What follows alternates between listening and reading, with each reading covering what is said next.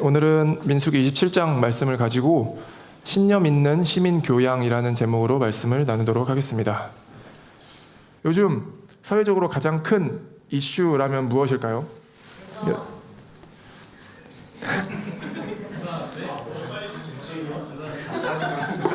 대선인가요? 여러분들 요즘에 사회에서 가장 큰 이슈는 뭡니까? 정치적 이슈가 요즘 가장 예민하죠. 아무래도 대선이 코앞에 있고 돌아오는 주에 이제 사전투표가 진행되다 보니까 아무래도 얘기한 것처럼 대선, 정치적인 이슈가 아마 사회적으로 가장 큰 이슈가 아닐까 싶습니다. 불안해하지 않으셔도 됩니다. 제가 정치적인 이야기를 할 건데 뭐 어떤 당을 지지합니다 뭐 이런 이야기는 아니고, 워라벨 캠프 중에 누가 이런 질문을 했어요. 목사님, 누구 뽑아야 됩니까? 그걸 내가 뭐 어떻게 하라고, 뭐라고 말해. 내가 뭐 알아서 뽑아. 목사님 차에서 도대체 누굴 뽑아야 돼요? 정치 모르겠습니다 막 이런 얘기가 있었고, 물론 그전에도 계속 그런 생각들을 해오긴 했지만 제 수준 안에서, 그리고 우리가 함께 나눌 수 있는 어떤 범위 안에서 정치적인 이야기를 한 번은 그래도 해보는 것이 좋겠다라는 생각이 들었고, 마침 또 오늘 본문의 내용이 어떤 비슷한 결과 맞닿아 있는 것 같아서 좀 준비를 해보게 됐습니다. 오늘 본문의 줄거리 민수기 27장의 내용은 지난 목요일 큐티 본문이었었습니다. 본문의 줄거리는 이렇죠. 슬로브핫이라는 인물이 나옵니다. 슬로브핫이라는 한 인물이 나오고 그의 딸들이 등장을 하죠. 슬로브핫이 아들을 낳지 못하고 아들이 없어서 딸들만 두고 죽게 되었는데, 아마 고대 사회에서 그때 당시에 법에는 아들이 상속을 재산을 상속받기 때문에 슬로브핫의 딸들은 유산을, 기업을 상속받지 못하게 되는 상황이 발생을 하게 됩니다. 그래서 이 문제를 가지고 모세와 제사장을 찾아가서 우리 아버지가 어떤 중대한 죄를 진 것도 아니고 그냥 자연사로 그냥 이렇게 죽게 되었는데, 단순히 우리가 아들이 없다라는 이유만으로 우리에게 기업을, 유산을 상속받지 못하는 것은 조금 부당한 것 같습니다라는 요청을 하게 되죠. 그래서 모세가 하나님께 묻습니다. 하나님께서 들으시고 하나님이 모세에게 이렇게 말씀을 해주십니다. 7절입니다. 슬로브핫 딸들의 말이 옳으니 너는 반드시 그들의 아버지의 형제 중에서 그들에게 기업을 주어 받게 하되 그들의 아버지의 기업을 그들에게 돌릴지니라. 그리고 8절, 너는 이스라엘 자손에게 말하여 이르기를 사람이 죽고 아들이 없으면 그의 기업을 그의 딸에게 돌릴 것이요. 11절에 가면 이렇게 나오죠. 나 여호와가 너 모세에게 명령한 대로 이스라엘 자손에게 판결의 규례가 되게 할지니라. 굉장히 흥미로운 본문이었습니다. 여러분들도 느끼셨는지 모르겠지만 흥미로웠던 이유는 뭐냐면, 인간이 하나님께 무엇인가를 요구해서 하나님이 승인하셨다라는 것, 이 지점이 조금 흥미로웠던 것 같고, 그렇게 생각을 해보니까 하나님께서는 인간사 벌어지는 모든 규례와 규칙을 A부터 Z까지 다 설정해 두신 것이 아니라 때로는 그 시대에 맞게, 문맥에 맞게, 맥락에 맞게, 상황에 맞게, 환경에 맞게 규례가 생성될 수도 있고 폐지될 수도 있고 수정될 수도 있겠구나라는 생각을 해보게 된 것이에요. 무엇인가 하나님께 요구하여서 하나님께서 승인해 주시는 그런 내용의 본문이 매우 흥미로웠다라는 겁니다. 그리고 저는 한편으로 이 본문이 매우 정치적인 것 같다는 생각도 해보게 됐습니다. 하나님이 국가를 통치하는 어떤 지도자, 정부라고 가상으로 설정을 해본다면, 슬로브핫의 딸들은 단순히 남자가 없다라는 이유로, 그렇죠? 아들이 없다는 이유로 어떤 자신이 살고 있는 지역에 예산을 할당받지 못하고, 그렇죠? 어떤 것들을 도움받지 못하는 그런 모습들을 통해서 이건 너무 부당합니다. 우리 지역에도 이런 예산을 편성해 주시고 이런 것들을 설치해 주세요라고 요청하는, 그리고 국가가 승인하는 그런 어떤 이런 일련의 모습들을 보면서 마치 이게 정치적인 것 같다라는, 정치와 관련된 어떤 내용일 수도 있겠다라는 생각도 좀 들게 됐다라는 거죠. 저는 오늘 본문과 더불어서 그리스도교라고 하는 이 성경이라고 하는 것의 총체적인 맥락 안에서 우리가 정치라는 주제를 어떻게 바라보고 다루는 것이 좋을까라는 이야기를 아주 거시적으로나마, 미시적으로는 말하기가 힘들 것 같아요. 전체적인 맥락 안에서 한번 몇 가지를 이야기해 보자고 합니다. 그것이 여러분들이 투표를 하는 데 있어서 정치적인 참여에 있어서 도움이 되기를 간절히 소망합니다. 먼저 대전제는 이렇습니다. 교회에서, 특히 설교에서 정치적인 이야기를 하는 것은 옳은가? 라는 질문 대전제에 있어서 저는 이렇게 이야기해보고 싶습니다. 교회라고 하는 것은 여러 가지 기능이 있겠지만 가장 중요한 기능 중에 하나를 이야기하라면 교육기관으로서의 기능이 있다고 믿습니다. 여러분들은 다양한 방식을 통해서 여러분들이 가지고 있는 것들을 학습했을 것입니다. 가정에서, 학교에서, 직장에서, 사회에서 다양한 곳에서 여러분들이 학습을 통해서 배우게 되었고 그 학습된 것이 여러분 자기 자신이 다 된 것입니다. 여러분들이 무엇인가를 생각하고 판단하고 결정하고 기준으로 가지고 있는 그 모든 것들이 학교에서, 가정에서, 사회에서 다 학습되어진 것들을 통해서 만들어진 것이다라는 거죠. 그런데 교회라고 하는 것은 역시 그 학습을 이루어야 하는 목표가 하나 있는데 개개인이 각자 소유하고 있는 그 가치관이, 물질을 바라보는 물질관이, 재정을 바라보는 재정관이, 사람을 만나는 인간관이, 그 모든 여러분들의 기준과 관념이 성경적인지 하나님의 뜻과 맞닿아 있는지를 검토할 수 있는 곳이 교회라고 믿습니다.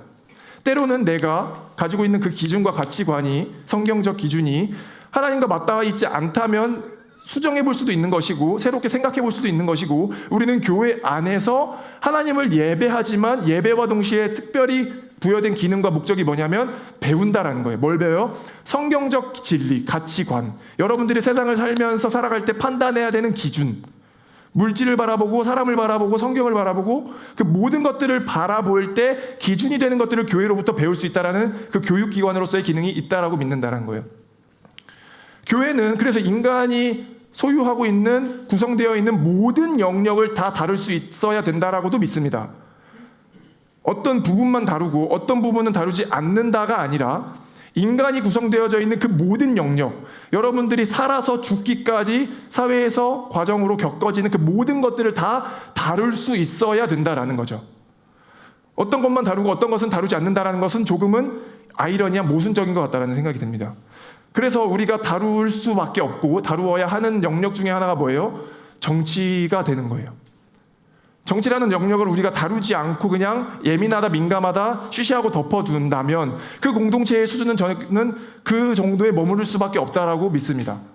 우리가 어떤 것들을 가르자, 나누자라는 것이 아니라 정치적인 이야기마저도 우리가 충분히 배려와 존중과 그런 태도로서 이야기를 할 수 있는 공동체가 오히려 더 클리어하고 건강한 공동체가 될 수 있다라는 거죠.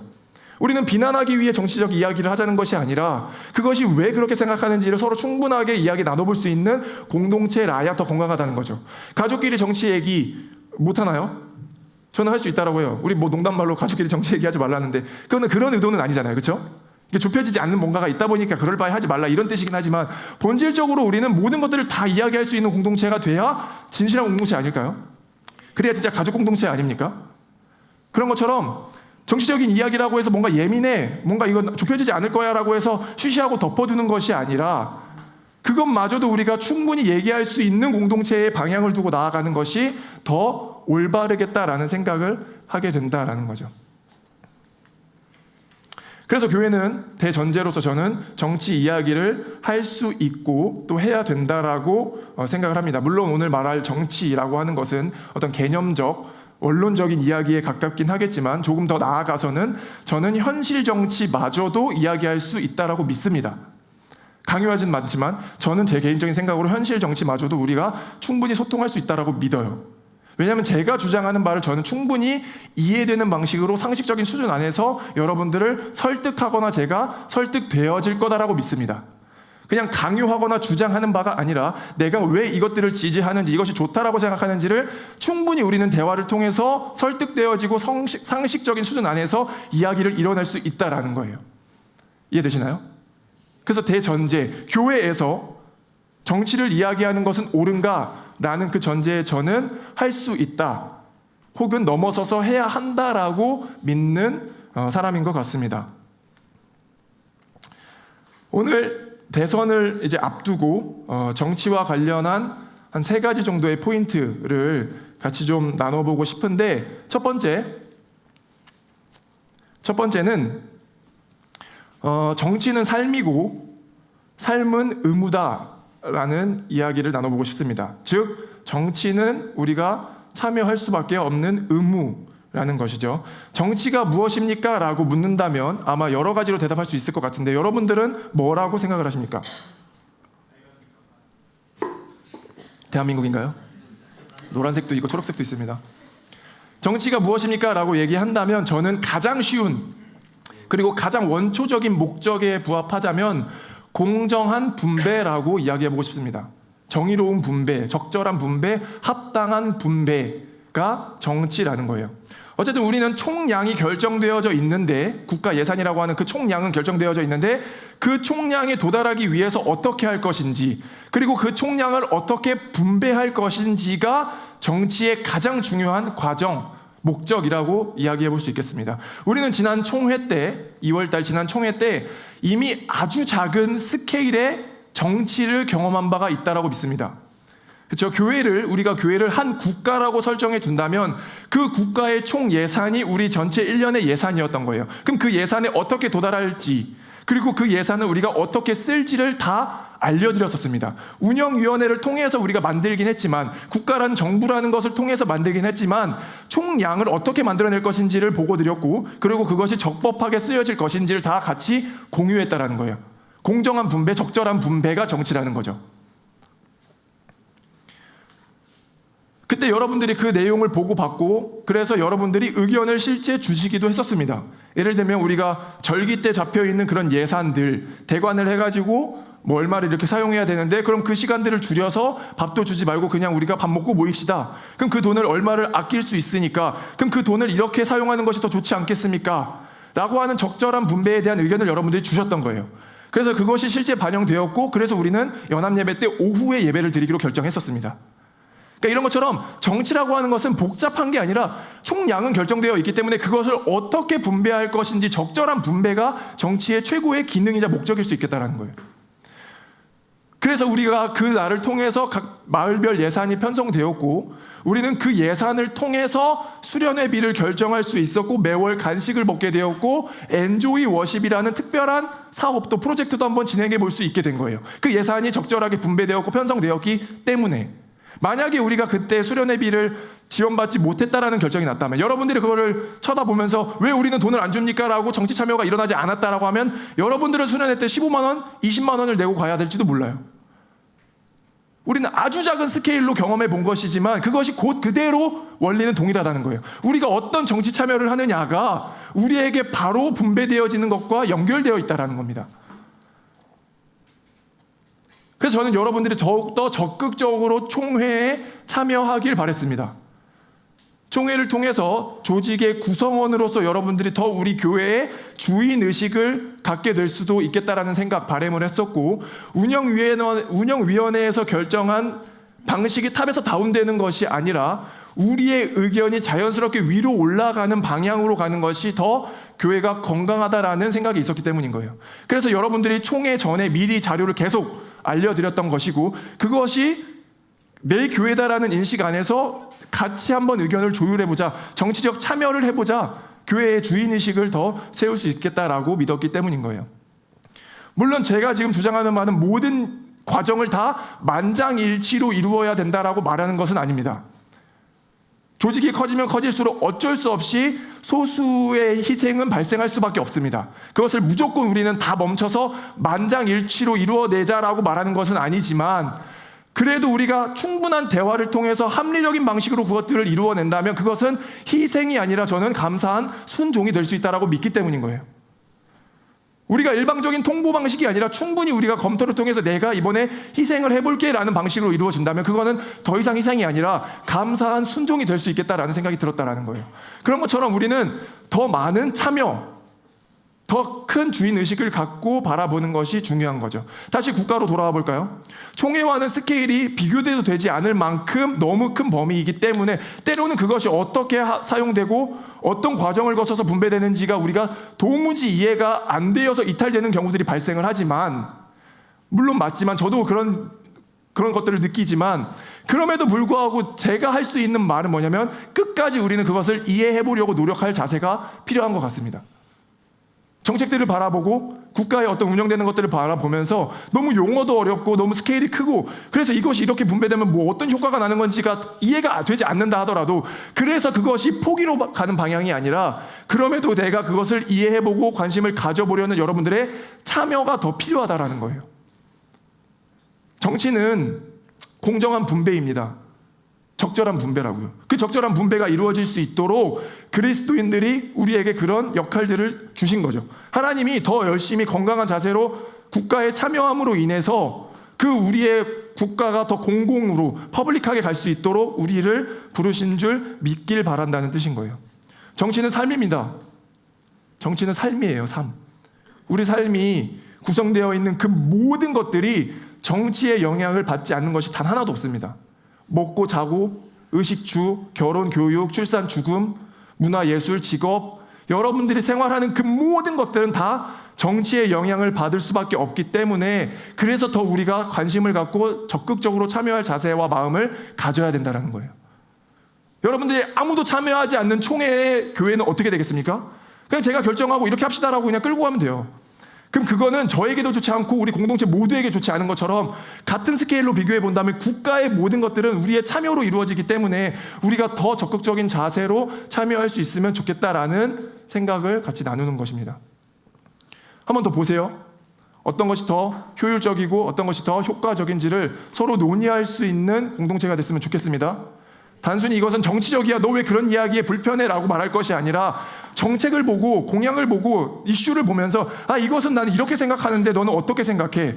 이런 것들이 충분한 합리적인 태도, 배려 깊은 태도로 이야기될 수 있는 공동체라야 하나님께서 더 기뻐하시고 건강한 공동체가 될 수 있다는 것을 말씀드리고 싶습니다. 성경은 보통 개념과 원리를 우리에게 설명해 주거든요.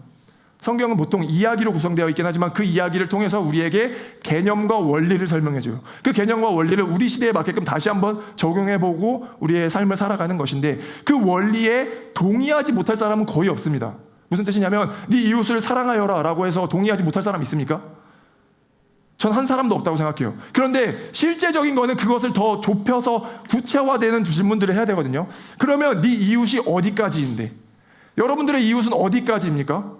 그럼 그 이웃을 어디까지 사랑한다고 했을 때 그 사랑으로 실천으로 적용하시겠습니까?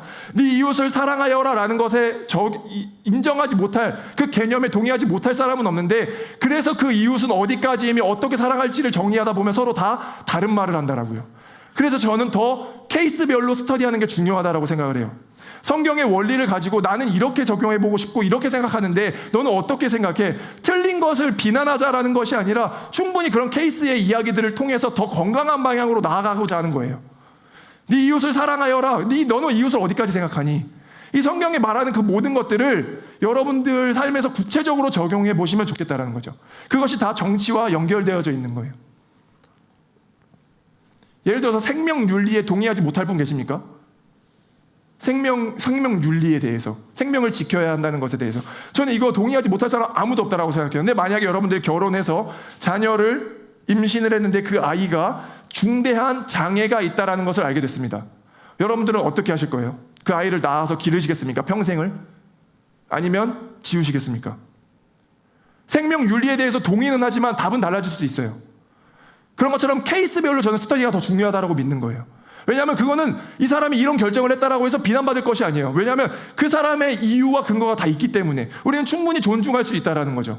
그렇게 날 것의 대화, 현실 정치도 대화할 수 있는 그 근거는 뭐냐면 우리가 비난하기 위해서가 아니라 그 사람의 입장과 우리의 이야기들을 서로 맞춰보자는 거죠. 왜 그렇게까지밖에 생각할 수 없었는지에 대해서 저는 그 공동체야말로 진짜 건강한 공동체라고 믿는 거예요. 그렇죠? 자기 자신은 어떻게 할지에 대해서 고민이 되어야 하는 거예요. 그런 실제적인 문제가 닥쳤을 때. 그럼 어디까지를 낙태로 볼 것이며 그 사람의 결정을 우리는 어떻게 존중할 수 있는가? 이 모든 것들이 우리 안에서 이야기되어지고 건강하게 드러나는 것이 오히려 쉬쉬하는 것보다도 훨씬 더 좋다라는 거예요. 여러분들 오늘 순모임하면서 한번 이야기 나눠보시기 바랍니다. 누굴 뽑을 거야? 싸우지 마시고요. 농담이긴 하지만 저는 이런 공동체가 되었으면 좋겠어요. 합리적인 것 안에서 서로를 존중하고 배려하는 태도 안에서 이 사람의 입장과 생각이 전 충분히 동의되고 인정될 수도 있을 것 같아요. 그럼 자신의 입장도 이야기해보고 그것이 오히려 더 우리를 성숙하게 만드는 문화다라고 믿습니다. 두 번째는 현실 정치는 절대 선을 찾는 게임이 아니다. 현실 정치는 절대 선을 찾는 게임이 아니라 상대적 선을 찾는 것이다 라는 말입니다. 일반적으로 우리가 정치에 대해서 부정적인 인식을 갖게 되는 이유 중에 하나는 정치인들에 대한 어떤 언론과 미디어에서 보여지는 평가되는 모습들이거든요. 이쪽에서는 이 사람을 이렇게 말하고 저쪽에서는 저 사람을 저렇게 말합니다. 그 중에는 맞는 것도 있고 왜곡된 것도 있고 우리가 우리의 의지로 확인할 수 있는 것도 있고 그렇지 못한 것도 있을 수 있습니다. 때로는 과할 정도로 비판, 왜곡하기 때문에 정말 저 사람이 그런 짓을 했다면 과연 우리의 지도자가 될 수 있을까라는 회의감으로 우리의 생각의 방향이 흐른다라는 거죠. 그런 인식과 문화가 쌓여져 있다는 것 자체가 저희에게는 매우 안타까운 사실이지만 그러나 여전히 정치 자체는 문제가 없거든요. 무슨 말이냐면 정치인들에 대한 어떤 그 노출되어지는 것들 때문에 우리가 정치마저 필요 없다라고 버릴 필요는 없다라는 거예요. 이게 이해가 될지 모르겠지만 성경은 늘 옳은 것과 진리만 얘기했습니다. 그러나 성경을 왜곡되게 잘못 받아들이고 이해한 사람들, 교회 안에 교인들이 때로는 잘못을 저지르고 교회에서 실수를 하다 보니까 싸잡아서 교회는 안 돼라고 비판받지만 여전히 엄밀히 성경은 잘못한 게 없어요. 그렇죠? 그것을 잘못 믿는 사람들의 문제예요. 그렇다고 해서 그 사람들이 비판받아야 되지 하나님이 비판받거나 이것이 없어져야 된다라고 주장하는 것은 완전 다른 문제인 거죠. 저도 그런 것처럼 정치인들이 노출되어져 있는 왜곡되어져 있는 그 모습 때문에 우리의 마음의 방향이 정치마저 다 사라져야 된다라는 방향으로 흐르지 않기를 바란다는 거예요. 정치는 절대선을 찾는 게 아니라 상대적 선을 찾는 거거든요. 우리가 늘 왜곡되어지는 미디어에 통해서 벌어지는 그 모습들을 보면서 다시 한번 깨닫게 되는 건 뭐냐면 이 세상은 깨어진 세상이기 때문에 완전함은 존재할 수 없다라는 거예요. 이 우리가 살아가는 이 물리적 세상은 여전히 깨어진 세상, 완전하지 못한 세상이기 때문에 절대선을 찾는다라고 하는 것은 이미 우리가 불가능하다는 것을 인정하고 가야 된다라는 거예요. 저는 우리가 먼저 이것을 인정할 수 있길 소망합니다. 깨어진 세상 안에서는 절대선을 찾을 수 없다라는 것을 인정해야만 우리가 더 정치적인 참여의 마음의 방향으로 흐를 수 있다는 거예요. 우리는 진짜 우리의 지도자가 될 절대적인 선을 찾는 것에 목표를 두고서 참여하기 시작하다 보면 그것에 못 미치는 것은 당연하다 보니까 회의감이 발생할 수밖에 없는데 우리가 그것을 인정하고 출발하기 시작한다면 이미 이 세상은 깨어졌기 때문에 절대선은 찾을 수가 없어. 하나님의 나라는 새하늘과 새 땅은 하나님이 오셔야만 예수 그리스도가 오셔야만 가능한 거야 라는 것을 인정할 수 있다면 우리는 절대선을 찾으려고 하는 노력이 아니라 그럼에도 불구하고 우리가 더 참여하여서 상대적 선을 찾는 행위에 노력을 할 수 있겠구나라는 생각을 해볼 수 있다는 거예요. 정치에 회의감을 갖지 않길 소망합니다. 여러분들이 포기하지 않길 소망해요. 절대선을 찾으려고 노력하지 마시고 상대적 선을 찾아낼 수 있는 우리가 되길 소망하는 거예요. 그래서 공약과 토론들, 정치인들이 하는 이야기들을 충분히 검토해 보십시오. 여러분들 수준이라면 저는 충분히 비교해낼 수 있다라고 믿어요. 이 사람이 완전 모든 것들을 다 이루어낼 수 있는 절대적인 공약을 말하는 게 아니라 이 사람의 이야기와 이 사람의 이야기와 이 사람의 이야기가 종합해봤을 때 여러분들 상식과 수준이라면 충분히 비교해낼 수 있다라고요. 그럼 이것이 우리에게 어떤 더 상대적 선을 이룰 수 있는가? 그럼 거기에 그냥 소신껏 투표하는 거예요. 여러분들이 그냥 허무맹랑하게 그냥 뭐 분위기 따라서 투표하는 게 아니라 적어도 이런 과정 정도는 있자라고요. 저는 성인이라면 자신이 뱉은 말과 행위에 책임을 질 줄 안다라는 것이 성인이라고 믿거든요. 그럼 내가 투표한 그 행위가 어떤 근거로 출발했는지 정도는 우리가 알자라고요. 그것이 저거니는 다른 문제고 그건 논의할 바가 아닌데 적어도 내가 이것을 선택했을 때는 그 기준과 근거는 있어야 되지 않겠냐라는 거죠. 그게 성인이니까. 그럼 우리는 상대적 선을 찾기 위해서 나는 이게 더 합리적인 것 같아라는 어떤 근거와 생각과 사고를 통해서 여러분들이 정치에 참여할 수 있길 간절히 소망합니다. 아멘. 기억합시다. 정치는 절대적 선을 찾는 행위가 아니라 상대적 선을 찾는 과정입니다. 마지막, 셋째. 첫 번째 뭐였죠? 정치는 삶입니다.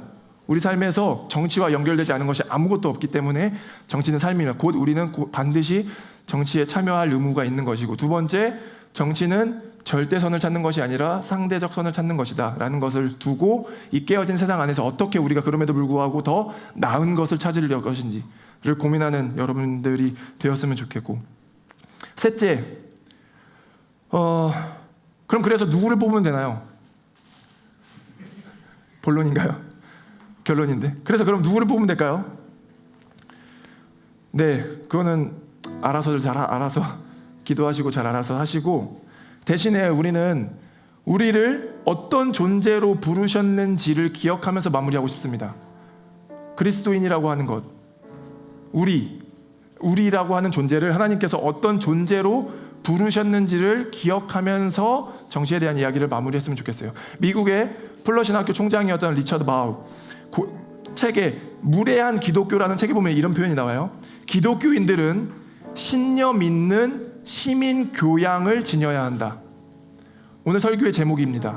신념 있는 시민 교양. 시민성을 굉장히 강조하거든요. 기독교인들이 시민성을 더 함양해야 된다라는 것을 주장하는 책인 거예요. 하나님은 자신의 의를, 도덕과 윤리와 공의함을 개인뿐만 아니라 사회 전체에 나타내기를 원하십니다.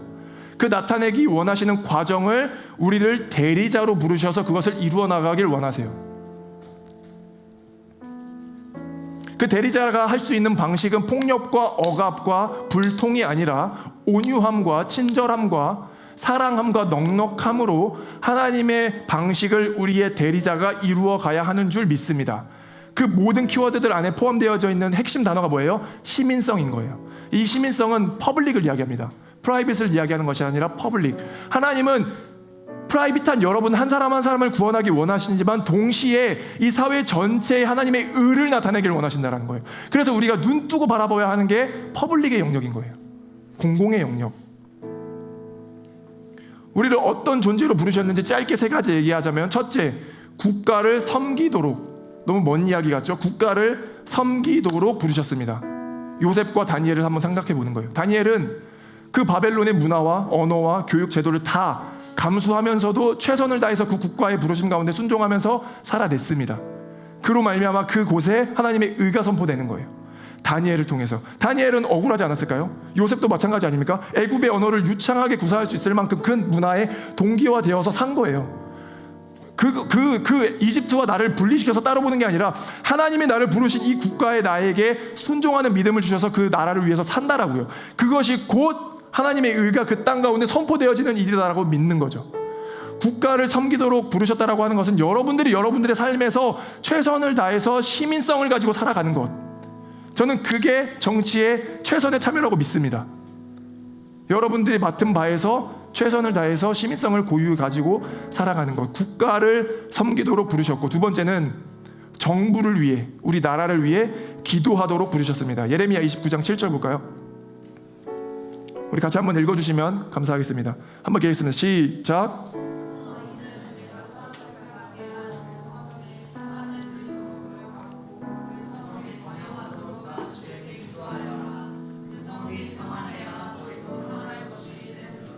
아멘.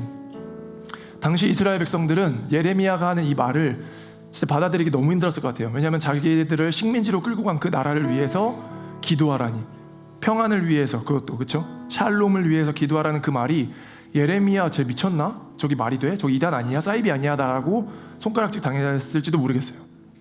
그러나 하나님은 우리에게 말씀해 주신 것은 뭐냐면, 그 땅을 위해, 그 민족을 위해, 그 정부를 위해, 그 나라를 위해 우리에게 기도하라는 요청을 하시는 거예요. 그냥 무분별하게 비판만 할 것이 아니라, 그때 막 비난과 비판은 다르다고 했잖아요. 비난은 이유 없는 그냥 비난인 건데, 비판할 수 있죠. 그 근거를 가지고 비판할 수 있지만 우리의 마음은 뭐예요? 긍휼한 마음을 가지고 비판하는 거예요. 그 나라가, 그 성읍이 평안을 누리도록 기도하는 것이 우리에게 유익이 된다는 것을 믿으시기 바랍니다. 때로는 혐오적인, 회의적인, 도대체 이게 뭐야 라는 느낌이 늘 오지만, 그럼에도 불구하고 그리스도인들을 대리자로 부르셔서 우리를 위해 하나님이 하시는 일은 뭐예요?